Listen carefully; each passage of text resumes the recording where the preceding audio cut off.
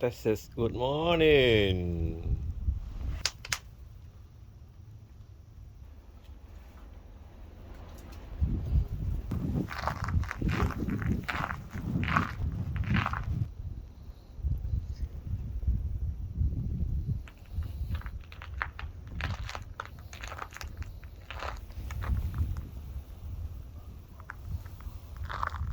Morning Sunday. Oh my god.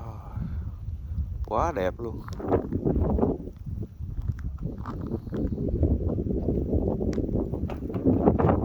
Cái này giống như nước đá bào vậy nè, chứ không phải tuyết đâu. Nó tròn tròn, nó dày lắm. Nó bự lắm. Bây giờ đắp thành đá nè. Nó đóng thành đá. Nó không phải tuyết nó nhuyễn lắm. Còn này như vậy nè. Nó gì đó. Con nhỏ tròn tròn nó gì nè.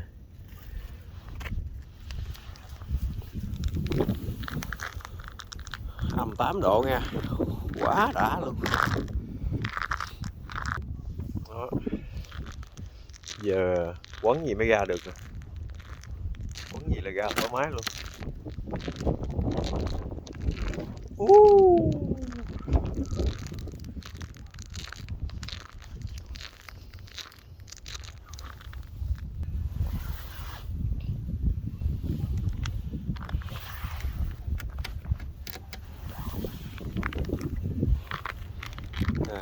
Nguyên chiếc xe là bị bao quanh nước đá, bao quanh. Bây giờ đi nó bể nè.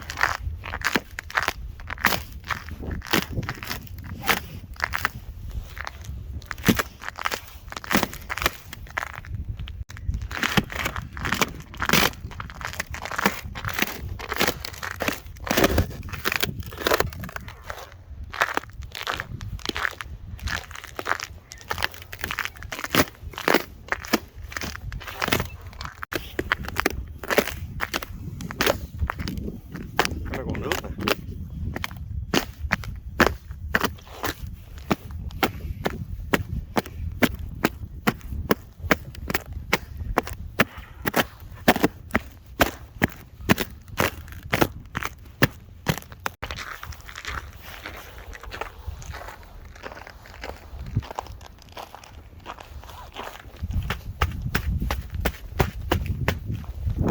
Trơn lắm, ngoài đường trơn, đi lạng quạng té. Còn nguyên chiếc xe nó đông đá cứ ngắt cái xe luôn, đá nó phủ bên ngoài.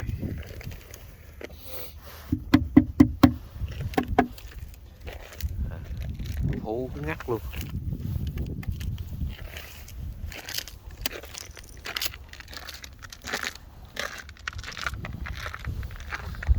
Mở cửa hết được luôn. Tính mở cửa để mở máy, đề máy cho cái xe nó ấm lại.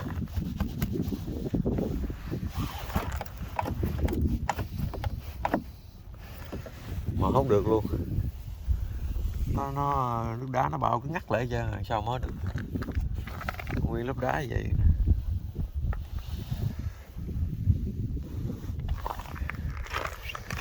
Chỉ có đợi nước đá tan rồi mới mở cửa, mới đề máy lên được.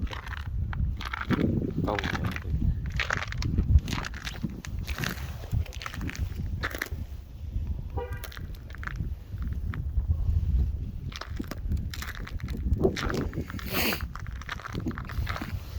Trơn lắm á.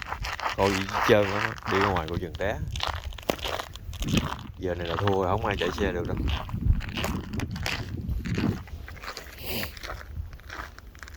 Đợi 1-2 ngày sau nó tan mới chạy được. Bông thủy tinh luôn. Còn mấy trái ớt thủy tinh luôn.